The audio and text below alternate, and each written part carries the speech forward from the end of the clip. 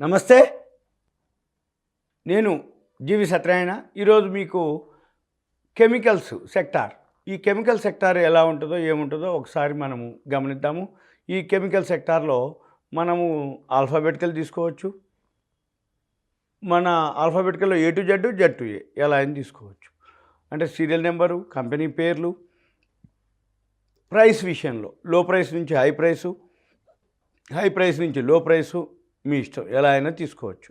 తర్వాత net profit ఏదైతే ఉందో హైయెస్ట్ తీసుకోవాలి.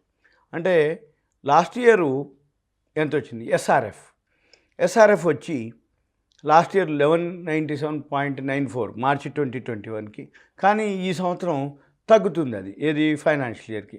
మనం ఇక్కడ ఏం చేయాలి? మళ్ళీ క్లిక్ చేస్తే ఈసారి ఎవరు హైయెస్ట్ ఉందో చూడొచ్చు, వాళ్ళే కనబడుతుంది అది. తర్వాత ప్రాఫిట్ ఆఫ్టర్ ట్యాక్స్ ఏదైతే లేటెస్ట్ క్వార్టర్ అది ఎవరు? వాళ్ళే ఉంది, ఎస్ఆర్ఎఫే ఉంది. తర్వాత PE ratio, price to earning. ఈ ప్రైస్ టు ఎర్నింగ్ ఏదైతే ఉందో మనము లో తీసుకోవాలి. లో పిఈ రేషియో ఉండాలి మనకి. లో పిఈ రేషియో వచ్చి మనకి ఆర్గానిక్ కోటింగ్స్ అని ఇవి అసలు పిఈ రేషియోలో లేవు. ఈ పిఈ రేషియో లేని మనం తీసుకోకూడదు, ఎందుకంటే ప్రాఫిట్లో లేదని అర్థం. లాస్ట్లో ఉంటేనే పిఈ రేషియోలు ఉండవు. కాబట్టి పిఈ రేషియో లో ఉన్నటువంటిది కిరి ఇండస్ట్రీస్ ఒకటి ఉంది, 4.42. మనం ఏం చేయాలి? మళ్ళీ సెక్టార్ పిఈ చూడాలి, ఇండస్ట్రీ పిఈ చూడాలి. ఇండస్ట్రీ పిఈ ఎక్కువ ఉండాలి, పిఈ రేషియో తక్కువ ఉండాలి. మళ్ళీ మనము పిఈ రేషియో అసలు లేకుండా ఉంటే దాని జోలికి పోవద్దు. కానీ టర్న్ అరౌండ్ అవుతుంది అంటే అప్పుడు మనము ఎంటర్ అవ్వచ్చు. నెక్స్ట్ అదర్ ఇన్కమ్ ఏదైతే బాగా హై ఉన్నది తీసుకోవాలి, అంటే ఎక్కువ ఉన్నది, ప్లస్లో ఉన్నటువంటిది. అదర్ ఇన్కమ్ వచ్చి గోడ్రేజ్ ఇండస్ట్రీస్ దీంట్లో ఉంది, 1100 కోట్లు అదర్ ఇన్కమ్ ఉంది. తర్వాత ఆర్ఓసిఈ, ఈ ఆర్ఓసిఈ వచ్చి హైయెస్ట్ ఉన్నది లైమ్ కెమికల్స్ 87.95లో చూపిస్తుంది, ఆర్ఓఈ చూపించట్లేదు. నెక్స్ట్ వచ్చి కంచి కర్పూరం, అది 66.26 ఉంది. ఇలా అంటే క్లీన్ సైన్స్ 60.52 ఇది.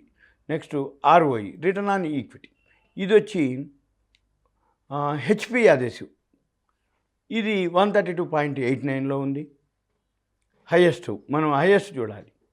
ROE highest. నెక్స్ట్ వచ్చి సన్షీల్డ్ కెమికల్స్ ఉంది. నెక్స్ట్ రిజర్వ్స్ ఏది ఎక్కువ ఉందో చూసుకోవాలి. రిజర్వ్స్ టాటా కెమికల్లో రిజర్వ్స్ ఎక్కువ ఉన్నాయి, 16,110.22 కోట్లు. డెట్ ఎప్పుడైనా కానీ ఉండకూడదు, జీరో ఉండాలి, లేదు మినిమం ఉండాలి. మనం అది గమనించాలి. డెట్ జీరో ఉంది. నర్మదా గెలిటన్ అనే కంపెనీ డెట్ జీరో ఉంది. పెంటోకి ఆర్గానిక్స్ అది జీరోలో ఉంది. ఇవి మనం గమనించాలి. మళ్ళీ ఒక డెట్టే లేకుండా కాదు, మిగిలిన పారామీటర్స్ కూడా మ్యాచ్ అవ్వాలి. అంటే ఏంటిది? వేరే ఆర్ఓఈ, ఆర్ఓసీలు, నెట్ ప్రాఫిట్లు అవి చూడాలి. Next promoter holdings. ఈ ప్రమోటర్ హోల్డింగ్స్ మనకి హై ఉండాలి. ఎంతవరకు హై ఉందో చూసుకోవాలి. ఇప్పుడు ఉదాహరణకి టాటా కెమికల్ ఉంది, 79.17 ఉంది ప్రమోటర్ హోల్డింగ్. ఇలా మనము ఒక్కొక్కటి గమనించాలి. ఇప్పుడు మనము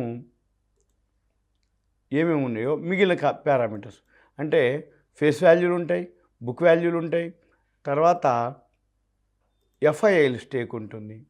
ఇక్కడికి వెళ్ళి మనము సార్ట్ అండ్ ఫిల్టర్కి వెళ్ళి కస్టమ్ సార్ట్ కొట్టి ఎఫ్ఐఐల హోల్డింగ్ చూడాలి.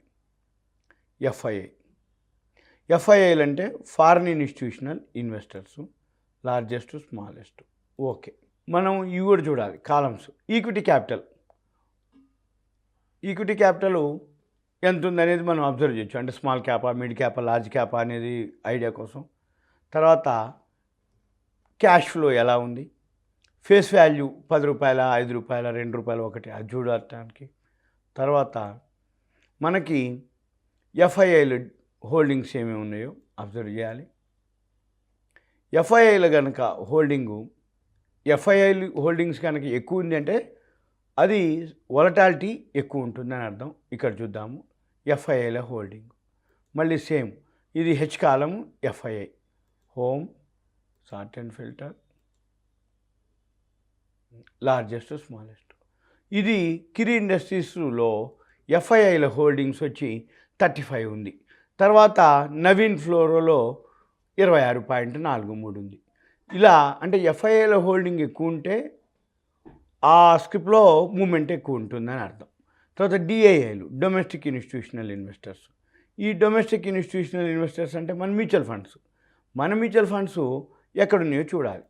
అంటే జనరల్గా మ్యూచువల్ ఫండ్స్ ఎక్కువ ఉంది అంటే ఎక్కువ శాతం మన ఇండియన్ కంపెనీస్. ఇప్పుడు ఉదాహరణకి కెంప్లస్ సన్మార్ ఉంది, డిఐఐ హోల్డింగ్స్ వచ్చి 30% ఉంది. టీసీఎం 25 ఉంది, అతుల్ ఇలా. తర్వాత పబ్లిక్ హోల్డింగ్ కనుక ఎక్కువ కనుకుంటే స్పెక్యులేషను ఉండదు. ఎందుకంటే కొంచెం పెరగగానే సెల్లింగ్ ప్రెషర్ వస్తుంది, అమ్మేవాళ్ళు ఎక్కువవుతారు. ఇలా మనము పబ్లిక్ హోల్డింగు, మళ్ళీ తర్వాత ఇయర్లీ హై ఇయర్లీ లో చూడాలి, మళ్ళీ తర్వాత ఆల్ టైమ్ హై ఆల్ టైమ్లో చూడాలి. తర్వాత ఇక డిఎంఏ మనకి 50 రోజులది 200 రోజుల యావరేజ్లు ఇచ్చినాం. అవి దాటితే బైలోకి వెళ్ళాలి, అవి దిగిపోతే సెల్లోకి ఉండాలి. ఇవి సింపుల్గా దీని యొక్క ఇన్ఫర్మేషన్. ఇక మీరు ఏదైతే ఉందో ఇది ఒక అవేర్నెస్ కోసం, అవగాహన కోసం.